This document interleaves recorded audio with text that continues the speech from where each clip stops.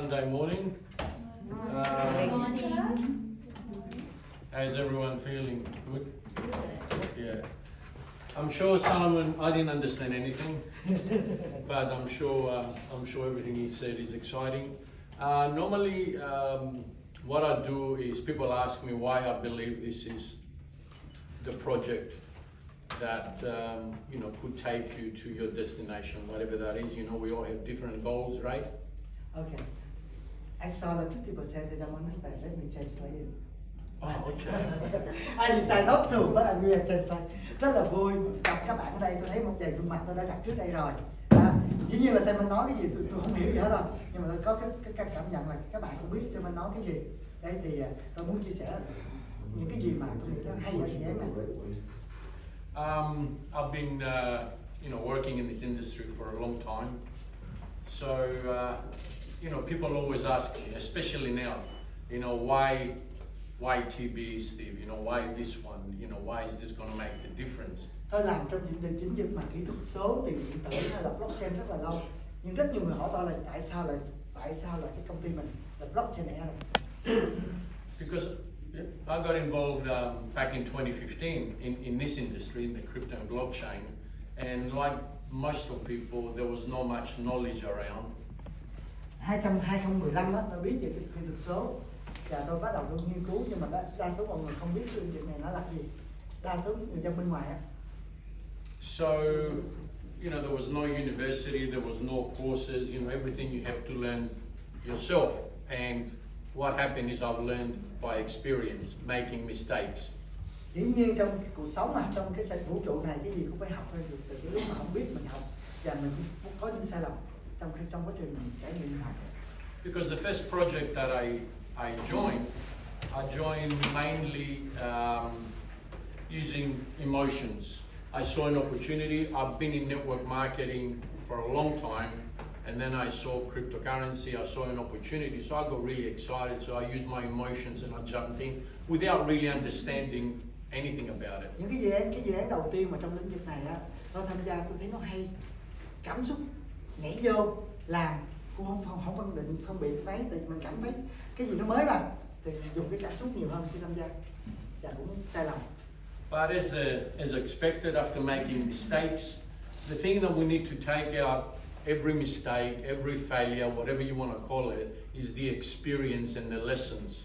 Tôi nghĩ rằng tất cả những trải nghiệm thất bại, đau thương, tất cả hãy cho mình một bài học và mình tốt hơn anh chị để tránh được những cái sai lầm trước đây. So I realized if I was going to succeed in this space, I really had to educate myself. Và tôi nhận ra nếu tôi muốn thành công trong lĩnh vực này thì tôi phải tự nâng cấp, tôi phải đào tạo để cho tôi có kiến thức dần lên thì mới tránh được những cạm bẫy đó. So when this project came around, I had a lot more knowledge behind me. So I didn't only use emotion because of course I saw an opportunity again. I also used my head. Và khi cái cơ hội này tới đó, tôi tỉnh táo hơn nhiều. Tôi dùng cái lý trí, cái logic vấn đề hơn là cái cảm xúc. Dĩ nhiên là có tí cảm xúc nhưng mà tôi dùng cái đầu tôi để phân biệt, để đánh giá trước khi vô cuộc. So I ticked a number of reasons why I believe. Tôi muốn liệt kê một số lý do tại sao tôi tin vào cái này. So I want to share those with you. Okay. And why I think the first one is that this project has been built from the ground up on a solid foundation.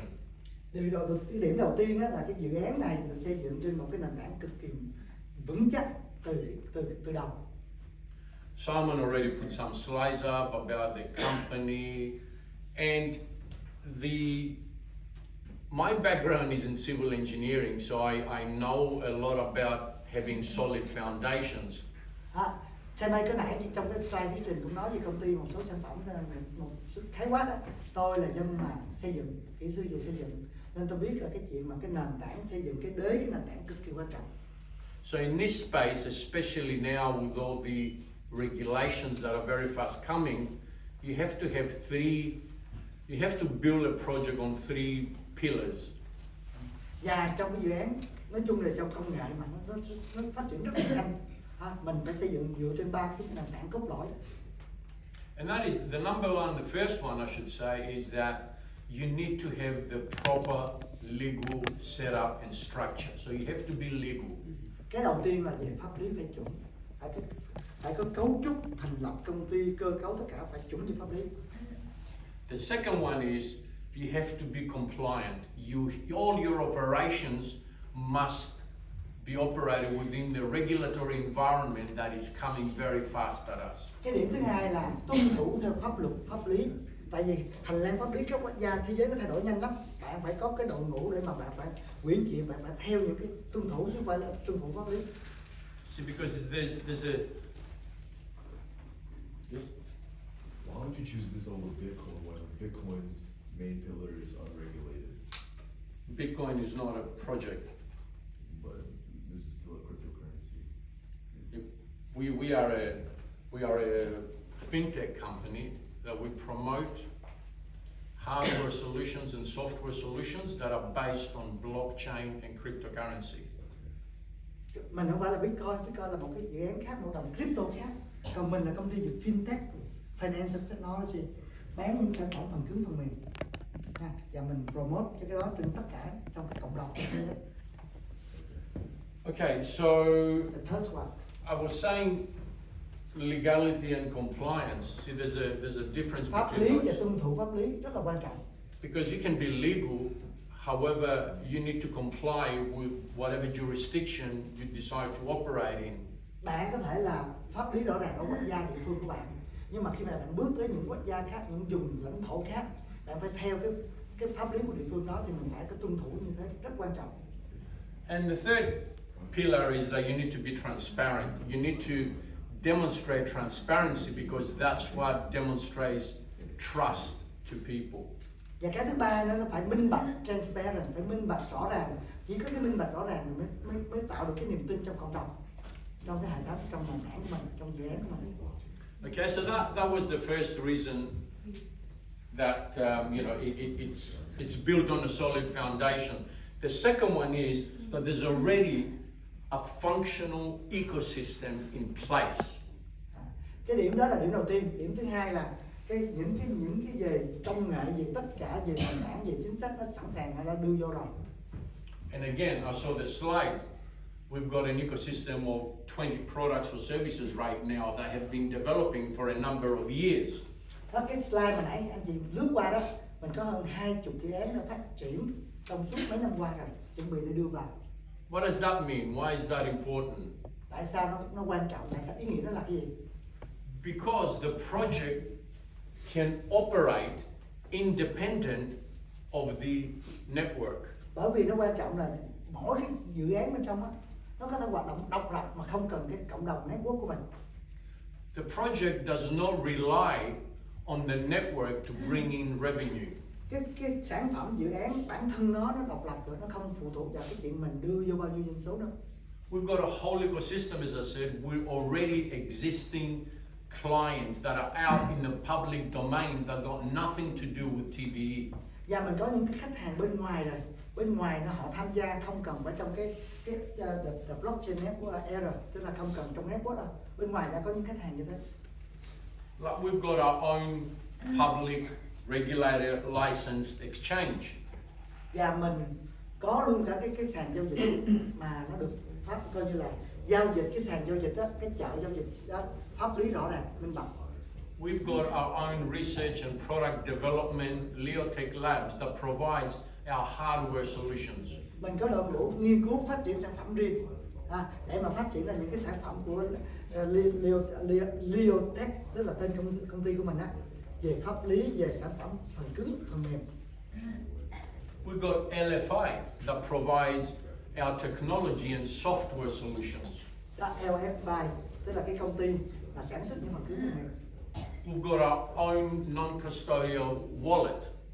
Mình có những cái ví điện tử khác nhau. And we've got a number of other products that are under development, like a DEX exchange, which is a decentralized exchange. We've got a bridge. A bridge means you can operate between different chains, different networks. So again, making my point, we already have something that is in place, not waiting for something to be developed. Mình có cái sàn giao dịch mà phi tập trung có đó này. mình có luôn cái gọi là cái bridge là nó kết nối những cái chain, những cái nền tảng khác nhau, ví dụ như là Bitcoin nè, Tron nè, Binance nè, những cái nền tảng nó là nó kết nối lại trong cái blockchain của mình. Kỹ thuật thì hơi khó tí, nhưng mà những cái sản phẩm đó mình đã phát triển mấy thời gian qua rồi, chúng mình đưa vô hết. So that was the second reason. The third reason is, and I believe is important, this is a project with a strong purpose behind it. It's got a vision and a mission. It is not a project that merely promises ROIs. Cái điểm thứ ba mà tôi muốn nói là gì ạ? Một cái dự án mà nó có sứ mệnh và tầm nhìn và sứ mệnh rất rõ ràng. Nó không phải là chỉ là nói vô kiếm lại bao nhiêu, không phải vậy. Nó có mục tiêu rõ ràng của nó. There are a lot of projects out there that you can join and that will promise you an ROI. But what's behind it? What's past the ROI? What happens when the hard times come? What happens? Most of them just go away. Rất nhiều dự án bên ngoài hứa các bạn trả lãi, trả thưởng gì mỗi ngày bao nhiêu đó, rất là cao. Nhưng mà khi mà khó khăn tới, tất cả những cái khó khăn xảy ra thì bao nhiêu công ty còn tồn tại, đang tiếp tục trên thương trường, biến mất nhiều lắm, thất bại nhiều lắm. The other thing is, it is the market conditions right now. Và cái nữa là cái điều kiện cái thị trường bây giờ là nó đúng thời điểm. There's been quite a lot of volatility in this space and people have been hurting. Và quá nhiều cái dao động, nó fluctuate, nó cái giá lên nó xuống, là con người ta mà mất tiền á, nó tổn thương dữ lắm. Projects that had been not thought properly, not set up properly, they collapse, people lose money, people are tired of losing. Does anybody feel like that? Anyone had that Tức experience? là khi nó làm không rõ đến hướng nào, mình bị mất tiền, mình đau thương á, mình có bị là nạn nhân của cái dự án như vậy không ạ? Có ai bị trong này có bị giống vậy không ạ? Nghe nói thì hay lắm, mình vô bắt đầu mình stuck luôn, giống như là bị nhốt vô rọ vô chuồng rồi, tất cả mọi thứ đâu nó bị hết á. So people are tired of losing. Họ mệt lắm, họ nản lắm, And mất tiền hoài. and sometimes we lose things that are even more important than money. Và một số thứ mình mất còn nhiều hơn là mất tiền nữa chị. Because this is a people business. We involve people, family, friends. Đây là doanh nghiệp của con người, những người mình liên quan với nhau á, nào là bạn bè, là người thân của mình, đúng không ạ? You know, friendships are lost. Những tình cảm bạn bè đều mất hết. Trust is lost. Niềm tin không còn với nhau nữa. And the credibility and reputation suffers, and that's not good. Thậm chí những cái mình không muốn mà mình cũng là nạn nhân, người ta mất niềm tin, mất uy tín với người khác. Tại vì dự án nó cứ gãi riết à, mất tiền riết à. So people are tired of losing, as I said, and I think it's about time people start winning. Và tôi nghĩ là đến thời điểm mà con người phải bắt đầu quay trở lại làm cái gì nó đúng, mà tất cả phải thắng. Anyone feels like Có ai cái cảm nhận trong cái tình trạng giống vậy không? Mốt chứ coi như mình bị mất tiền rồi, thân nhìn mình như cấp. so. How do we do that? The only way to do that is if you give people a solution, the solution that they need. Và cái điều mà cần là để làm được điều đó, mình phải làm thế nào, đưa cái giải pháp, cái giải pháp mà con người ta cần á, thì đó là cách làm. You know, the solution that people need, not the solution that the governments need, the big banks need, the big corporations. What people need. Tức là cái giải pháp đưa ra mà bản thân cái người dân người ta muốn, chứ không phải là ngân hàng lớn, công ty lớn, chính phủ nó cần, mà chính người dân người ta cần. So in that sense, the market, the people are ready for the right solution, the right project, the right vehicle.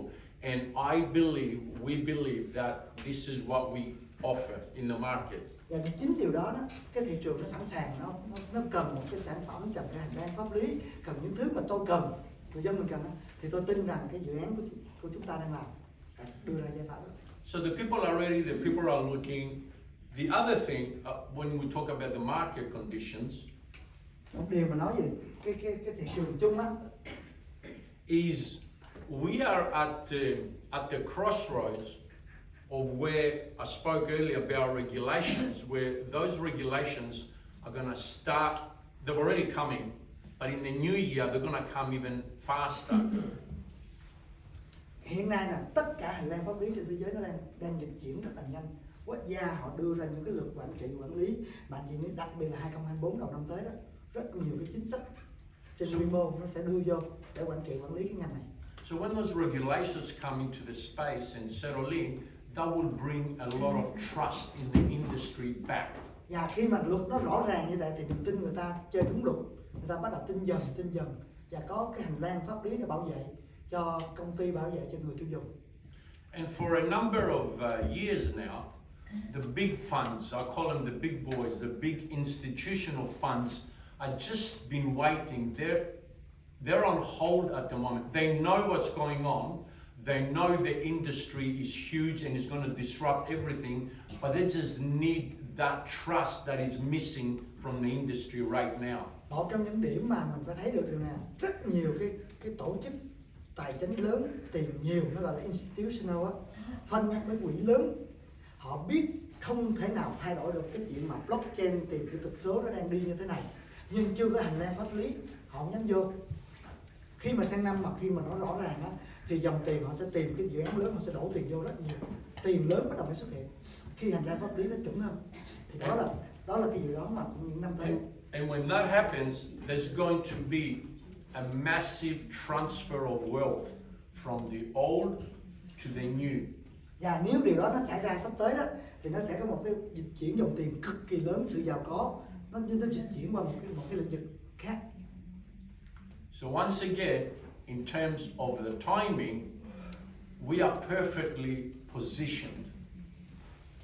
Vâng, tức là về cái thời điểm của thị trường á, mình rất là tuyệt vời, mình ra đúng cái thời điểm mà nắm bắt cái xu thế bắt đầu diễn ra, đặc biệt là trong những năm sắp tới, từ năm tới. And the other thing, the last thing when we talk about market conditions, and this is how I think, is of course, it was mentioned before, is the Bitcoin halving that is coming. Cái Bitcoin chị biết rồi, tháng 5 sang năm nó bắt đầu nó sẽ giảm, nó halving á, giảm 50%, thì thường cái đó bắt đầu giá nó tăng lên dữ lắm. Basically what that means, for those of you that don't not familiar with this, every 4 years, the mining, if you like, of Bitcoin, the difficulty increases and the production, if you like, decreases. So it's halved. And every time this happens, what follows is a huge bull market. If you go back in history, after every halving, there's been a bull market. Tức là lịch sử, cái này nó nhanh hơn, nãy các bạn hỏi về Bitcoin. Bitcoin á, là cứ 4 năm nó halving một lần, tức là sản lượng nó giảm 5%. Và trong lịch sử mỗi lần nó giảm như thế đó là cả một cái uptrend của cái crypto, giá nó sẽ tăng liên tục luôn. Thì lịch sử thì đâu đó khoảng tháng 5 sắp tới là bắt đầu Bitcoin nó bắt đầu nó giảm số lượng, cái halving nó 50% á, thì dự đoán nó sẽ cùng cái thời điểm là cái thị trường mà nó là uptrend của các đồng crypto. Thì đó là cái mà điểm chính quan trọng mọi người. And because of these market conditions, the next bull run, people that know say that it's going to be the biggest bull run ever. There will be other bull runs because that's what the market does, but never like this because of the current market conditions. Và người ta tin rằng á, dĩ nhiên là thị trường có lúc lên lúc xuống, vua lên là coi như là vua lên là bear down anh chị ha. Thì trong cuộc sống là mãi mãi nó sẽ có lúc đó chu kỳ 4 tháng, 4 năm, 10 năm gì đó. Nhưng người ta tin rằng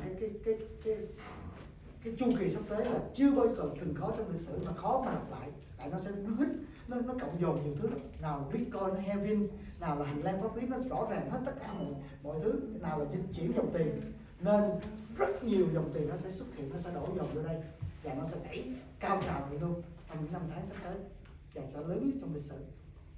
And the last one, quickly, is that this is a unique project. We are unique, and that makes us a market leader.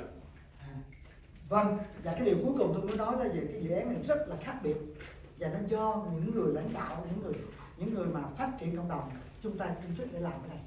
No one is doing what we are doing. No one is bringing into the market the solution that we are bringing. Và ngoài thị trường chưa có ai, chưa có công ty, chưa có dự án nào làm những thứ mà mình đang làm như thế này. You can go out there and find out Bạn cứ ra mà yourself. tìm đi, không có cái nào nó giống như thế mình đâu.